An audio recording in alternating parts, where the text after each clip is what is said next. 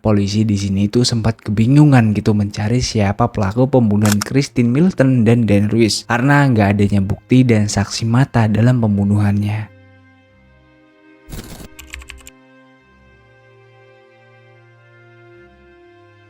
Pria yang bernama Steven Testaseka saat itu masih berusia 14 atau 15 tahun. Dia dan pasangannya itu terlibat dalam pergaulan bebas yang menyebabkan pasangannya hamil dan melahirkan seorang putra. Steven yang saat itu masih berusia cukup muda, dia kemudian memutuskan untuk mengadopsikan anaknya dan ditawarkan ke rekan-rekannya yang berada di gereja. Nah, saat itu temannya yang bernama Candy dan Steve Wilson itu memutuskan buat mengadopsi anak dari Steven ini. Nah, kemudian anak itu diberi nama Wade Wilson. Wade Wilson dibesarkan di keluarga ini bersama dengan dua saudara perempuan. Di sini kurang diketahui juga nih cara mendidik orang tua angkat dari si Wade Wilson ini bagaimana gitu. Mungkinkah dia itu dibebaskan atau ya dia diperlakukan berbeda dari anak-anak kandungnya atau gimana? Di sini kurang jelas. Yang jelas di sini Wade Wilson sejak kecil itu udah mengalami kayak kenakalan-kenakalan yang menunjukkan bahwasanya dia ini bisa aja memberontak suatu saat gitu, dan pada akhirnya kenakalan-kenakalan itu berubah menjadi kenakalan yang lebih serius. Wade Wilson saat itu terlibat dengan hukum pada saat dia melakukan pencurian kecil-kecilan dan vandalisme. Nah, vandalisme sendiri itu adalah pencoretan dinding-dinding di ruko-ruko gitulah kalau di sini gitu ya. Nah, mungkin kalau di sana ya di gedung-gedung gitu. Nah, mungkin pelanggaran-pelanggaran kayak gini ya nggak begitu berarti gitu, kayak ya masih wajar mungkin ya buat anak-anak yang nakal di sana. Tapi hal ini ya udah menunjukkan bahwasanya dia udah nggak peduli dengan norma-norma yang ada gitu. Bukan cuma pencurian kecil-kecilan dan vandalisme. Tindakan Wade Wilson ini semakin hari semakin parah. Dia itu terlibat dalam berbagai perkelahian fisik, baik di sekolah maupun di lingkungan tempat tinggalnya. Nah, insiden-insiden seperti inilah seringkali berujung pada tuduhan penyerangan dan pemukulan.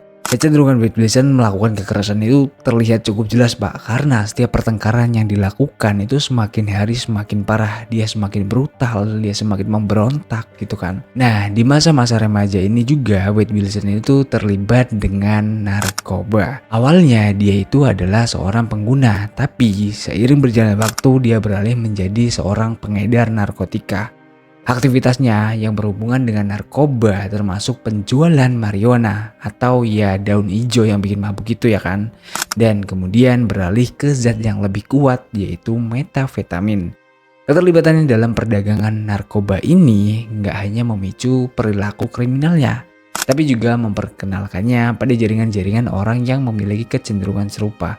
Ya, orang-orang yang lebih kuat dari dirinya juga gitu kan, yang ngebuatnya juga merasa dilindungi sama orang-orang ini. Di akhir masa remajanya, Wilson juga mulai bergaul dengan geng-geng kriminal terkenal. Pergaulannya ini itu membuatnya memiliki rasa aman dan dilindungi. Nah, hal ini juga membuat Wilson itu semakin terorganisir dalam melakukan tindak kriminal dan kekerasan. Salah satu geng yang paling terkenal yang pernah dia ikuti di kemudian hari adalah geng supremasi kulit putih yang bernama Unforgiven, yang dikenal karena memiliki aktivitasnya yang juga penuh dengan kekerasan, dan ya orang-orang di sana yang gabung itu cukup setia dan mungkin ya saling tolong menolong satu sama lain gitu kalau udah gabung. Setelah gabung dalam geng ini, Wilson ini semakin parah. Dia juga berani merampok dan ya kayak nyerang orang-orang yang mungkin dia gak suka juga gitu kan. Jadi si Wilson ini semakin semena-mena gitulah. Nah, meningkatnya perilaku Wilson yang mungkin diperparah gitu kenakalannya, ini membuat Wilson harus mendekam beberapa kali di dalam lapas. Seperti kebanyakan remaja pada umumnya, Wade Wilson juga mempunyai pacar. Nah, pacarnya itu bernama Melissa Mons. Mereka berdua itu telah menjalin hubungan kurang lebih 6 bulan lamanya. Saat itu, pada malam tanggal 6 Oktober 2019, mereka berdua itu pergi ke Buddha Bar Fort Myers, yaitu sebuah bar gitulah buat pesta-pesta, mungkin ya gue juga kurang tahu ya. Nah, di sana mereka itu menikmati malam itu, dan harusnya malam itu menjadi malam yang biasa aja, terutama buat si pacarnya ini. Ya, Tapi Pak, malam itu berubah menjadi malam yang gak terduga, terutama buat si Melissa. Karena mereka itu di sana terlibat pertengkaran. Pertengkaran antara Wade Wilson dan pacarnya itu bermula pada saat Wilson itu mengajak Melissa ke suatu tempat. Tapi hal itu dia ditolak Melissa. Nah, dari situlah emosi Wilson ini nggak terkendalikan dan pada akhirnya frustasi atas hal itu. Ya nggak tahu sih di sana Wilson ini sampai mukul atau enggak, ya mungkin dia masih dalam kendali dan cuma adu bacot doang gitu sama si Melissa ini. Nah, karena hal inilah Wilson ini kemudian mengendarai mobil Dodge Hellcat 2015 milik Melissa, ya kayak dibawa kabur gitu aja. Dan ditinggalin tuh si Melissa di dalam bar itu. Nah, meskipun Melissa ini mendapat perlakuan yang kurang enak dari si Wilson ini, tapi dia juga nggak mengira gitu bahwasanya ini menjadi awal dari tindakan yang mengerikan dari Wilson. Karena Pak, keesokan paginya Wilson ini juga kayak nelponin terus tuh si Melissanya, diteleponin pakai nomor yang nggak dikenal gitu. Di sini karena Melissa juga ketakutan dan khawatir atas keselamatannya karena juga riwayat Wilson yang penuh dengan kekerasan dan penggunaan narkoba. Jadi dia kayak mungkin berpikir gitu nyari amannya aja, dan pada akhirnya dia memutuskan buat menemui Wilson di tempat kerja gitu ya, di tempat kerjanya, nggak di dalam kerjaan, nggak di depannya gitulah, di lingkungan situ. Nah, waktu itu ketika Wilson ini tiba di tempat kerja Melissa, Wilson ini nggak menggunakan mobil Dodge Hellcat milik Melissa, melainkan menggunakan mobil Nissan Versa hitam yang saat itu Melissa juga nggak tahu itu mobil siapa. Nah, ketika Melissa mendekati Wilson, dia coba nih kayak tanya gitu, itu mobil punya siapa gitu, kamu curi dari mana? Nah, tapi saat itu kemudian Wilson ini tersinggung gitu ya. Nah, dan dia juga kayak malah menjadi agresif dan gak terima atas ucapan yang dilontarkan si Melissa ini. Kemudian Wilson ini kayak maksa masuk Melissa ke dalam mobil, dan dari situlah Pak, mereka ini terlibat pertengkaran fisik juga. Dan ya nggak tahu sih di sini kayak Wilson ini nggak mandang wanita gitu, jadi dia kayak melontarkan pukulan juga ke si Melissa ini. Melissa saat itu kayak udah coba ngelawan, tapi ya karena dia melawan seorang laki-laki gitu kan, dan mungkin dia dalam pengaruh obat-obatan juga si Wilson ini, jadi gimana pun dia berontak juga nggak bakal bisa buat nahan si Wilson ini gitu kan. Dan pada akhirnya untung aja si Melissa ini bisa lolos dari ya mungkin perkelahian dan siksaan yang dilakukan oleh si Wilson. Nah, setelah Melissa ini bisa pergi, Melissa kemudian menelpon kepolisian. Saat itu pada jam 8.48 pagi, polisi Fort Myers itu udah tiba di lokasi di mana si Melissa ini disiksa gitu ya. Nah, tapi pada akhirnya si Wilson ya udah melarikan diri gitu. Saat kepolisian mulai sibuk mencari Wilson, sebuah penemuan yang membuat mereka resah terjadi Pak. Lebih tepatnya berada di Cape Coral, sekitar 10 mil jauhnya dari tempat kejadian Melissa disiksa.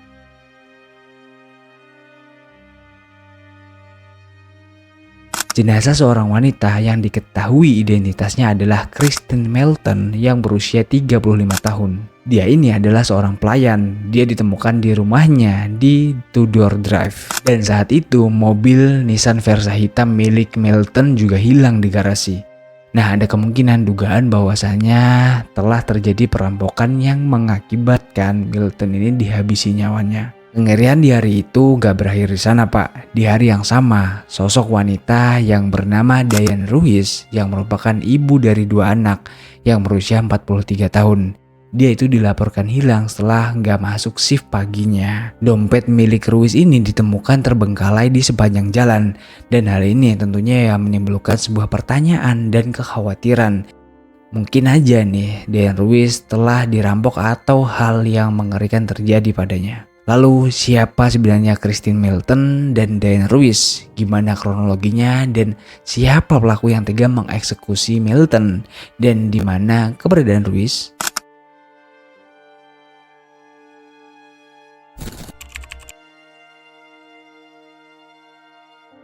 Kristen Melton adalah seorang wanita yang berasal dari Illinois yang kemudian dia pindah ke Cape Coral, Florida, dengan seorang teman yang mencari peluang baru yang mungkin di sana ya kayak Mereka intinya kalau di sini nggak ngerantau gitu lah, nyari penghasilan di sana. Milton ini bekerja sebagai seorang pelayan. Milton itu dikenal karena kepribadiannya yang cukup hangat dan ramah, Pak.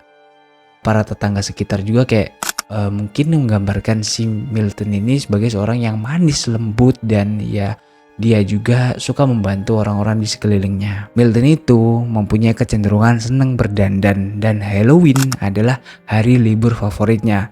Hal ini menunjukkan kecintaannya kepada kesenian dan kreativitas. Di tanggal 6 Oktober 2019, Christine Milton bertemu dengan Wade Wilson di Buddha Live. Itu sebuah tempat musik live gitu ya, mungkin ya buat minum-minuman juga gitu, buat karaoke lah kalau di sini mungkin ya. Nah, pertemuannya dengan Wilson malam itu berakhir dengan Wilson ini kayak nemenin Milton ke tempat temannya. Setelah mereka berkumpul di rumah Jason Sippert, mereka juga mungkin ada perbincangan selama beberapa jam dan pada akhirnya mereka pulang ke rumah mereka masing-masing. Keesokan harinya Wilson ini mendatangi rumah Milton dan hal yang gak diduga dia lakukan. Dia menghampiri Milton dan saat itu sedang tidur di kamarnya. Kemudian Milton dicekik hingga tewas di kamarnya itu, Pak. Tindakan yang cukup brutal. Lalu setelah berhasil melancarkan aksi kejamnya, Wilson kemudian mengambil mobil Nissan Versa hitam milik Milton yang terparkir di garasi. Nah, kemudian dia melarikan diri dan setelah itu dia menemui pacarnya di tempat kerjanya tadi, Pak. Nah, kalian masih ingat gak nih pas pacarnya Wilson itu menegurnya, itu mobil dari mana? Nah, sebenarnya mobil hitam yang dikendarai Wilson adalah mobil curian dari si Milton ini.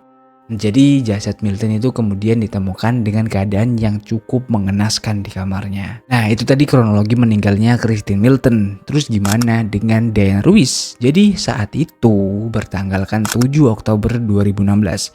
Ruiz sedang berjalan menuju tempat kerjanya untuk masuk shift pagi. Di tengah perjalanannya, dia itu nggak sengaja bertemu dengan Wade Wilson. Oke, jadi pertemuannya dengan Diane Ruiz itu hanya berselang selama beberapa jam setelah dia melakukan pembunuhan kepada Milton.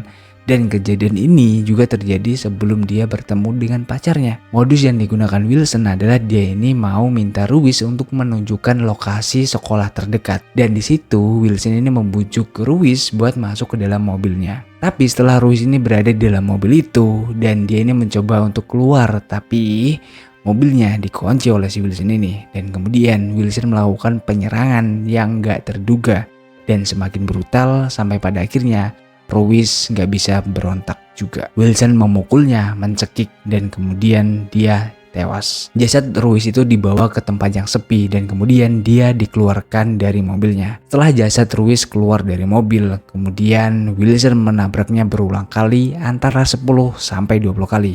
Yang kemudian jasadnya itu ditemukan beberapa hari kemudian di sebuah ladang dengan burung nasar yang udah terbang di atasnya, Pak. Nah, sebenarnya polisi di sini itu sempat kebingungan gitu mencari siapa pelaku pembunuhan Christine Milton dan Diane Ruiz karena nggak adanya bukti dan saksi mata dalam pembunuhannya. Nah, di awal-awal mereka ini seperti nggak menemukan jalan keluar buat mengidentifikasi siapa pelakunya. Tapi berkat mobil Christine Milton yang hilang, mereka ini bisa mengidentifikasi mobil itu. Yang artinya gini, kalau mereka ini berhasil menemukan mobilnya, berarti kemungkinan besar mereka menemukan pembunuh Christine Milton. Pada saat itu, kepolisian ini berhasil melihat sebuah kendaraan yang sesuai dengan deskripsi, yaitu mobil Nissan Versa milik Christine Milton yang hilang. Nah, mereka melihat mobil itu berada di salah satu restoran. Nah, saat itu juga petugas juga langsung mendekati mobil itu dan mereka menemukan Wilson ada di dalamnya. Saat itu juga polisian dan Wilson ini terlibat beberapa kayak percakapan gitu yang cukup menegangkan juga di sana. Nah, saat itu kepolisian gak langsung nangkep Wilson gitu aja, Pak. Mereka di sana kayak langsung kayak masih nanya-nanya gitu, menginterogasinya ya kan. Terus pada saat itu juga Wilson yang emang mungkin udah panik juga, dia melarikan diri dengan mobil yang dikendarainya cukup kencang. Dari sinilah kepolisian ini menemukan titik terang siapa pelaku pembunuhan Christine Milton. Saat itu juga kepolisian ini semakin intensif mencari Wilson dan mencari data-datanya. Nah, karena Wilson ini seringkali keluar masuk dalam penjara, jadi menemukan datanya itu nggak sulit, Pak. buat kepolisian ini. Nah, karena Wilson ini seringkali keluar masuk ke dalam penjara, jadi menemukan datanya itu nggak terlalu sulit buat kepolisian. Mereka ini berhasil mengetahui ayah kandungnya, yaitu Stephen Testaseka, yang kemudian kepolisian ini menghubunginya dan memintanya untuk memberitahu nih kalau Wilson menelponnya. Dan benar aja nih, di malam itu Testaseka menerima beberapa panggilan telepon dari si Wilson ini. Dalam panggilan itu, Wilson menceritakan semuanya kepada ayahnya ini. Dia juga mengaku gitu telah membunuh 2 orang, yang mana dia juga menjelaskan gimana dia mencekik Kristen Milton yang saat sedang tidur. Dan kemudian dia juga mengaku telah menjemput Diane Ruiz dengan dalih meminta petunjuk arah. Tapi kemudian dia mencekiknya dan membuangnya. Testaseka saat itu ya semakin bimbang gitu atas semuanya. Karena apa, Pak? Karena di sini dia bingung gitu antara melindungi putranya atau melaporkan putranya kepada kepolisian. Di sini mungkin dia ya kayak bimbang banget gitu ya, kayak dia juga berpikir dulu. Nah, di situ Stephen ini ngerasa tindakan anaknya ini udah kelewatan batas gitu, dan pada akhirnya dia memutuskan buat bilang bahwasanya anaknya melakukan pembunuhan terhadap 2 gadis itu, Pak. Testaseka kemudian berhasil mendapatkan lokasi Wilson berada dengan mengatakan pada saat itu kayak dia bohong gitu kepada Wilson ini bahwasanya dia mau ngirim Uber gitu. Setelah mengetahui lokasi pastinya, dia menyampaikan informasi ini ke pihak kepolisian. Berbekal informasi ini, para kepolisian juga langsung turun untuk melacak Wilson.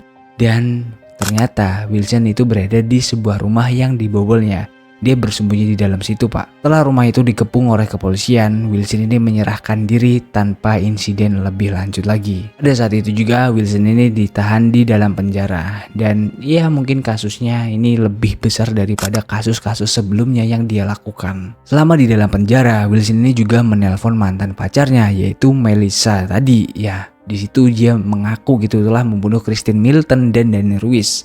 Berdasarkan kesaksian Melissa, saat itu Wilson melakukan perbuatan kejinya itu dikarenakan dia cuma ingin melakukannya karena ya saat itu dia terpengaruhi oleh narkoba.